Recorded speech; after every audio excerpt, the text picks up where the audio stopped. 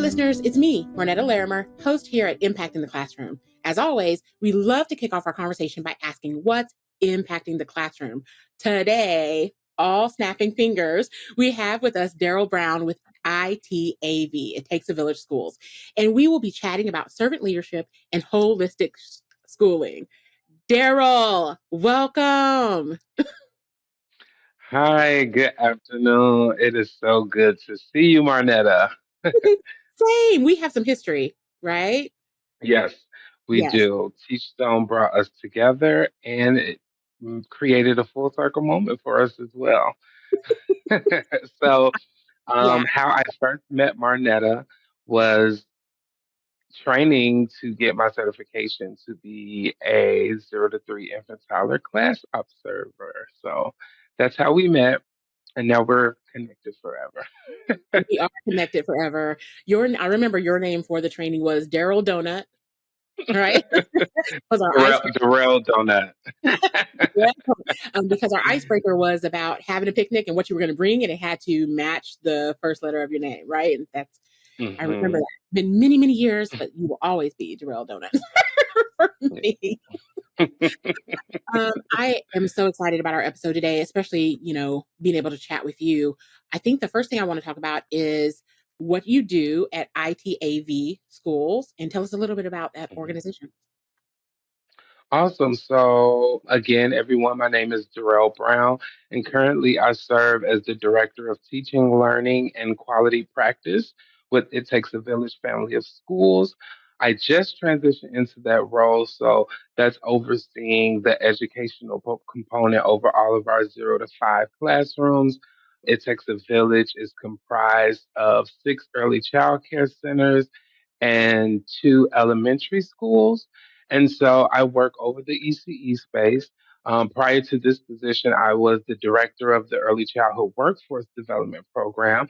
And that program was created to directly combat the teacher shortage crisis that all of us are all too familiar with. And so during that time, I had the pleasure of supporting 100 youth between the ages of 16 to 24 earn their Child Development Associate credential through the Council for Professional Recognition. And so that was such a pleasure working with new faces in our field and encouraging new people to try early childhood education. And yeah, so developing them professionally as well as making sure they are aware of all best practices, quality teacher and child interaction. So yeah, that's what I do here. It Takes a Village. How I got to this position is previously I used to be a teacher coach for Early Head Start. And so I would train infant toddler teachers on best practices using the construct coaching tool, which I totally subscribe to, but it aligns with class directly and it allows teachers to focus and hone in on practices that allow them to get the scores they want in class. Wonderful. And congratulations on your promotion. Thank you. Doing big Thank you. things Thank and you. impacting your community. Yes. Mhm. Yeah. So today's session is about some things that really resonate with you that you feel very strongly about, right? Servant leadership Hmm. and holistic practices in the classroom, right? So Hmm. let's talk first about servant leadership. And can you tell us what is let's start with the definition of servant leadership. What does that mean? Yes, servant leadership to me is being a support, a resource for the people that you serve. Most times, traditionally, people look at leadership on a hierarchical scale and they're a dictator, they're at the top, and they're, setting expectations and they're requiring reports and they're asking for specific things in this world of key performance indicators. But for me, and what I absolutely subscribe to is being a servant leader. I think servant leadership is the absolute way to go, and it's the way that I lead. I don't look at myself as at the top of the food chain and calling all the shots. I want to be of service to the people that report to me, making sure they have all the things they need, being a constant resource, having that open door policy so that you can build that trust and that relationship so that things get done. And in that type of environment where you support the people that work under you and you serve them, for a better word, to align with this conversation, when you serve the people that report to you, they are more than likely more successful at getting the job done. So for leaders, being of service to the people that report to you, I think is the way to go, and it has been the reason I've been successful in the people that I've supported in my career. Okay, I heard some specific characteristics in there, right? You were talking about like putting others first, focusing on service. I think I heard that. What are some other characteristics that really define servant leadership? I think relationship building is so important when you're coaching and leading other people. And when I say relationship building, that's building trust in the workplace. Hmm. Obviously, you can't be friends with everyone that reports to you, but being able to build a relationship on trust, transparency, expectations, that allows for it to be a two-way street. Again, me being of service to what do you need? For example, a teacher may be struggling to get lesson plans done. And if I wasn't a servant leader, I would be referring back to their key performance indicators. Well, you have to have your lesson plans done weekly or monthly, and you have to do this. A servant leader would start with what is, you know, the barrier that's stopping you from getting your lesson plans done. That is actually an example in my past that I've experienced while working as a coach. And a teacher was really struggling to get lesson plans done. And so I asked, what's going on? And so the technology in that teacher's classroom was outdated. It wasn't able to keep up with the latest technology and updates with the system they use for their curriculum and to get lesson planning done.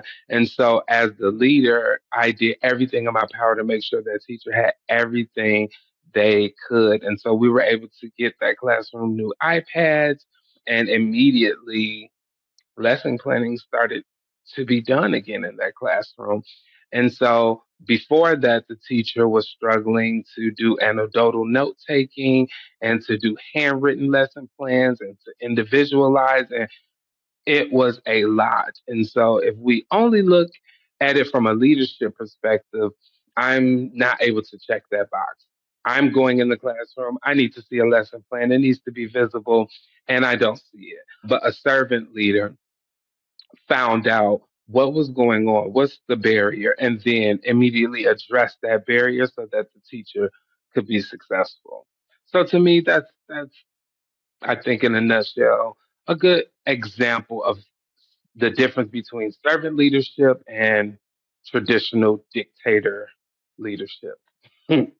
Yeah, that really empowers your teachers to, you know, figure out some effective like ways to move that needle in their classroom Hmm. and get the outcomes that they want to Hmm. get. You said so many other terms that really resonated with me, right? You asked this open-ended question, so you were inquiring about um, you know where I'm going, right? You were talking about really a lot of things that fall in that emotional support domain of the class tool, right? You're aware that there is this challenge with the educator and you're responding in these ways that really support them and able for them to be successful in the classroom with some Hmm. sprinkles, of course, of some of the other domains as well. But those parallels with what we do here at Teachstone with our class tool and how you are supporting your educators, right? That's a very clear parallel process in those behaviors Hmm. based on the importance of the relationship building that you said was key to this Yeah. servant leadership work.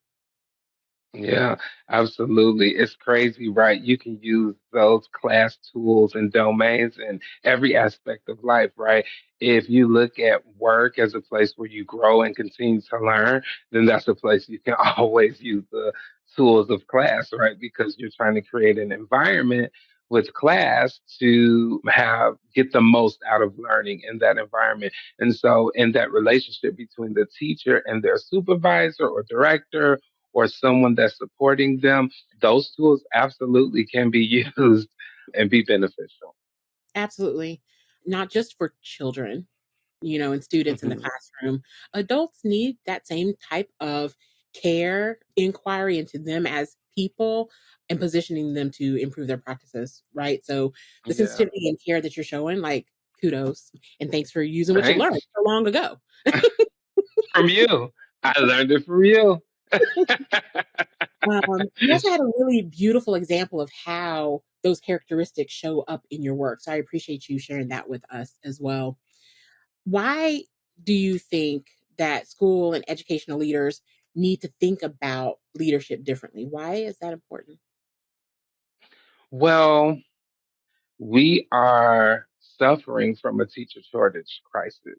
We're looking for teachers. Everyone is looking for teachers. If you have a full staff with floaters, kudos to you, right? And we want that to be the norm. And for us to get there, this field needs to be led by servant leaders and also make sure they fall in love with this field, right?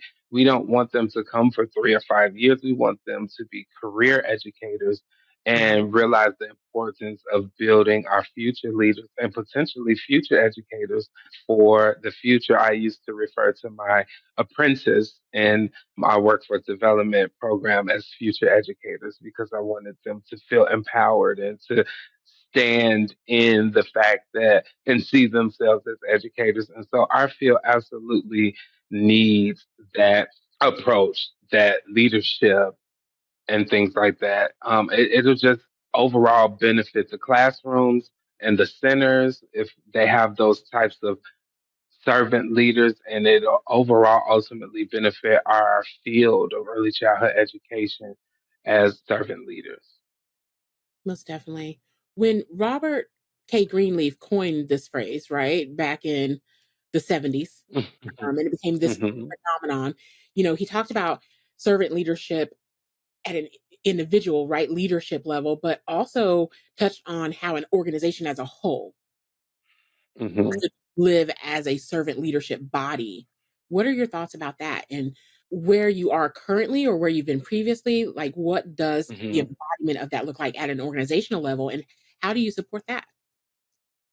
Yeah, thank you for that question because I do think that relates to some of my experiences in this field. When you work for an organization that's top down, looking at leadership as servant leadership, they're a lot more intentional about the professional development and growth of their staff. They're a lot more intentional about being a leader in their community and not just servicing the kids when they come through the door from 6 a.m. to 6 p.m., but serving the entire family holistically, being a staple in their community, and feeling like they're of service and that what they provide is a need. And I think it's super important, and I think it relates wholeheartedly to that statement of servant leadership and why he probably coined the phrase. Because if an organization looks at itself as a servant organization, or you know has servant leadership as one of their core values, then from the top down, from leadership to the little babies that they serve, or outwardly from the little babies to the families, children and families that that organization serves, everyone benefits from it, right? And it's based in a trust. That relationship building piece will be automatically built into it. The community will trust this organization to know, hey, I can go here and my kid's going to get the education and care that they need, but also there'll be resources for me, for my family as a whole. I'm proud of the fact that I work for It Takes a Village because we are intentional both ways by making sure we speak to the fact that we are serving not just the children here, but we're serving the children, families, and the community, so that they can be transformative in their communities, this nation, and ultimately in the world as world citizens. So yeah. I love what you just said. And I knew you were going to get there at some point, right? That's another characteristic of that servant leadership, right? Creating that inclusive environment for the community Hmm. that you're serving. And you were just talking about how, you know, you're meeting people where they are, giving them what they need, making sure that everyone has a voice. And so, yes, that obviously is just in your blood to lead in that way. Hmm. Before we shift to our next topic, is there Hmm. anything else you'd like to share with us about servant leadership and either how individuals could adopt more of those practices or anything for the organizations who should do some shifting as well and those outcomes that come from that? I would say servant leadership is the way. Subscribe to it, get it on a t-shirt, tattoo it if you're into that type of thing. It served me well. And for those who haven't looked at leadership that way, I'd encourage you to try it. So now I have a follow-up question. What got you Mhm. into this? Was it just a natural inclination? But what led you into servant leadership? Did you read a book? Oh, absolutely not. I would say it's authentically me. Since I was a young lad, had a lot of I've been afforded the opportunity to be in leadership on the speech team when I was in high school, in show choir, on dance teams. I'm still dancing. I'm almost 40 and I'm a part of three dance companies here in Chicago. And I served as the vice president of one of those dance organizations. I'm a leader in the ECE space. When I was a coach, I looked at myself as a leader. And so I think I was afforded those opportunities because of my ability to bring people together naturally. I think it's just a natural thing for me. And to get success from the people that I had the opportunity to lead, or I should say, serve.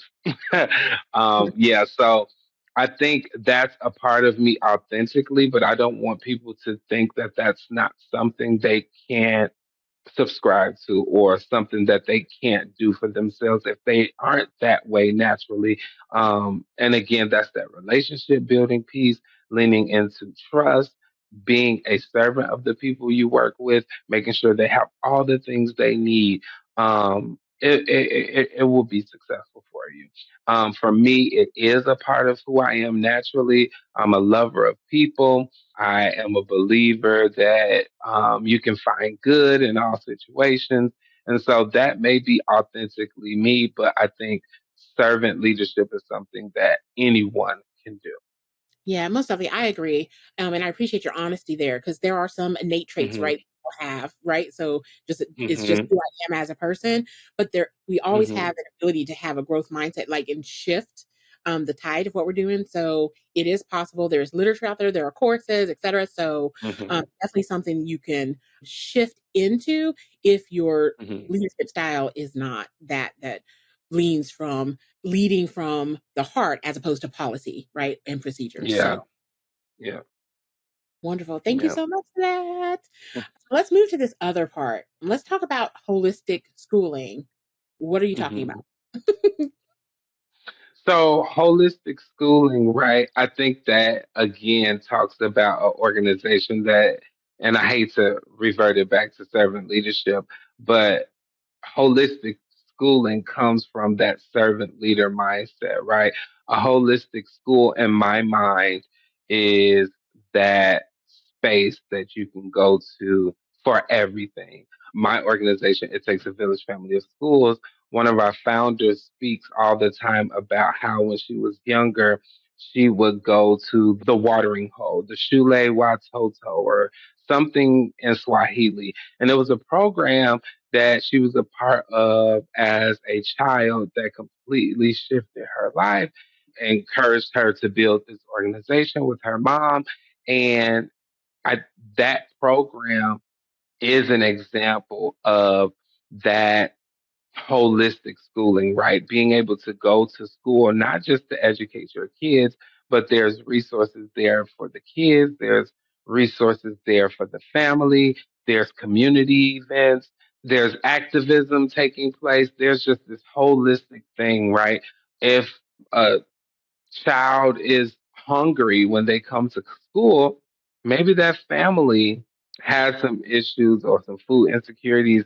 And maybe that child isn't the only one in that family that may be suffering and may be hungry, right? That holistic school will provide some type of family support or some type of counselor or someone that meets with the family and set goals and kind of gets acquainted with the family and then provide them resources so that they can come out of that situation. And so it's just this holistic approach with holistic schooling. In my mind, holistic schooling, I think, is the way education should go, being a staple in the community, provide serving not just the children, but the family and community as a whole. Yeah, some schools would need to expand, and then some schools kind of are already headed in that direction by the types of positions they have, family support specialists, counselors, mental health, wellness centers attached to certain schools. And so to me, that is that holistic approach. And I would just love to see schools being that centerpiece for communities. Yeah, so not I hear you saying not just addressing the immediate problem, but right, really get into the root of it and being a support Hmm. system in alleviating or minimizing some of those barriers that come with having, for example, food insecurities in a household, because we understand the impact of those things on education and the students that we Yeah. have right in the classroom. So I love the idea of not just, this immediate thing in front of me, but really looking and diving deep at the root and trying to solve as a whole this problem, issue, barrier, challenge that might be in front of us. And then, sometimes that can get misconstrued, right? People may want to implement this like holistic approach at their school, right? And so they get a child that may be having a food insecurity, or you realize they're hungry when they arrive. And the school may feel like, okay, let's set them up or print out this piece of paper and hey, they have a food bank in this part of town.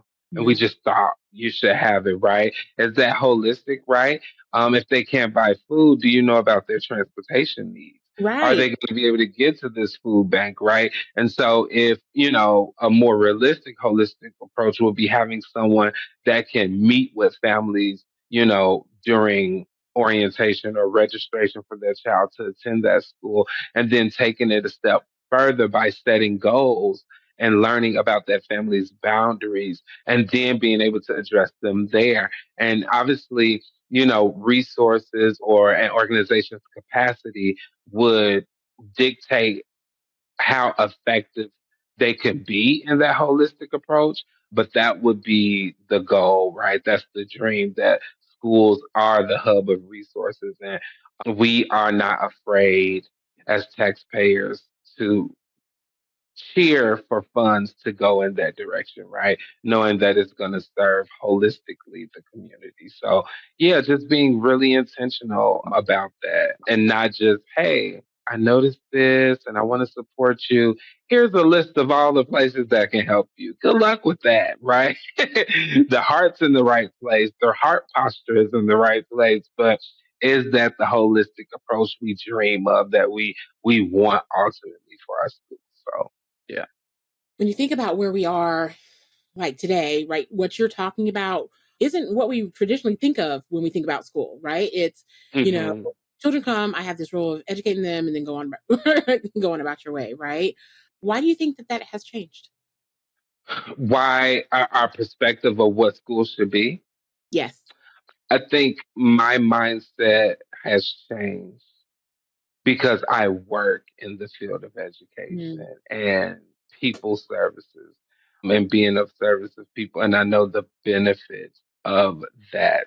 And I think people are starting to realize it's hard to have a one stop shop somewhere. It's hard to build that, but it's needed if we really want to be a lover of people and to see our communities grow and we want to see equity across mhm. all platforms.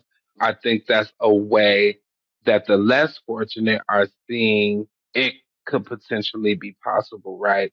In my career, I've had the opportunity to work for programs that were in communities that were heavily resourced, and the median income was higher than maybe another organization that I've worked for and the demographic of people they serve. And so when you can see both sides of the spectrum like that, you see this place has all of these resources and this place over here doesn't have that. And so you start to think of ways of how you can replicate that and be of a resource.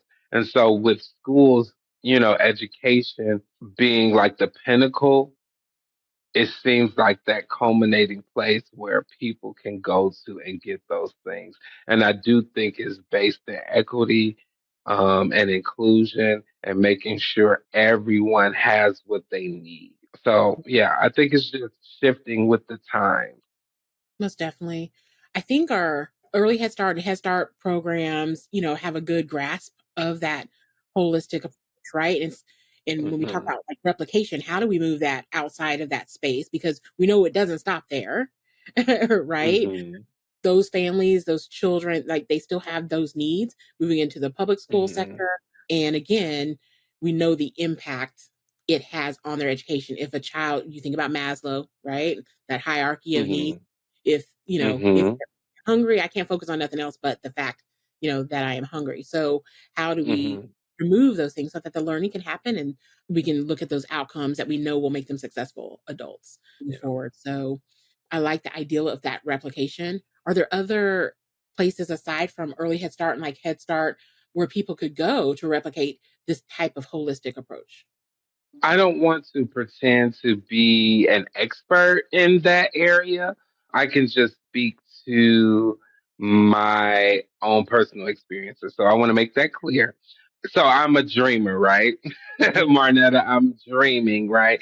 And so, I come from a low income family. I come from living in low income neighborhoods, and I've been able to afford myself a career where I've been able to live in communities and work with communities outside of where I actually come from. And so that's where that dream is coming from for me. And I really try to stay away from being political, but I want to just speak to being an American citizen. And I think people need to really be aware of how important voting is Mm. and being aware of the change that we can make if we unite, right? And so my dream is that communities are so tight knit that they can set goals together and be able to effectively go after it with numbers, right? For the service and for the embetterment of everyone in that community. And so a lot of times I see in communities that are heavily resourced and maybe, above the poverty line when it comes to income, they kind of do that. They have community, they have town hall meetings, they discuss what's important to them, and then they all kind of do that. In my experience in the neighborhoods that I grew up in that did not have a lot of resources, community felt like the people on my block, right? If I was hungry, we can go to our neighbors and get milk. Or we can, and that's your community. It feels smaller, right? And when you're hungry, you're trying to survive and you have to care and you retreat to doing what's best for you so you can just make it, right? And so that we get out of that mindset, again, dreaming. If a school was to be in that neighborhood and be the catalyst for that change and bring people together by being a servant institution in that neighborhood and then ultimately create and being that holistic hub for a neighborhood and slowly transforming that and creating jobs in that neighborhood and, you know, making education the pinnacle of all of that would be amazing. And that's me dreaming. That's me dreaming, right? Yeah, I love dreams. I don't like to be I don't like to be political either. You're correct. Like there we don't want to just vote in general election, right? The big ones. It's also there's so Hmm. many policies and bills that affect early childhood education that are Oh not my just in God. general election. It's also in the people you promote to higher offices that are going to, so yeah, Hmm. there's so many things that slip through when we're not paying attention. And so voting and Hmm. being aware of what's happening in our early childhood landscape is important to make sure that we ensure Hmm. we get the things that we need, the funding, right? The support Hmm. for our educators, and supporting their salaries, retaining our workforce, like all of those things Hmm. are important for us to do this work that we all love so much. Yeah. So while you're dreaming, um, how do you see, or like, where do you see schooling evolving? Yeah, I think it's just that. I think schooling should evolve in the way that schools are not as traditional, like this K through high school and then college, you know, thing, early childhood education, grammar, middle, high school, then college, and then graduate type of thing. And it's just about school. But again, I do see it changing in that holistic approach. And I'm fortunate enough to be able to work with the organization like It Takes a Village Family of Schools because that is what our CEO, Nikisha Hobbs, and our CGO, Anita Andrews Hutchinson, they're both co owners and actively working in leadership here still, which is a blessing. But that is the direction we're going for is that change in that educational space, being culturally responsive to the children and families that we serve, and being able to provide wellness opportunities to the community as well as education, being able to provide career pathways to families and resources, education opportunities for not just the children we serve, but for the community in general. And so our workforce development program was an example of that, right? It directly came due to a need from our community, right? We have children we need to serve and we don't have enough teachers. Well, we need to go out and get more teachers and we need to train them and we need to have patience and we need to fight for funding to do this type of work and go out and get it. And so I think that is the direction that I see educational spaces going to, being culturally responsive, making sure that all children, no matter their creed, skin tone, they feel seen and represented and empowered, and that not just the kid is getting this knowledge and growing, but there's education opportunities for the family as a whole and then as a community as a whole.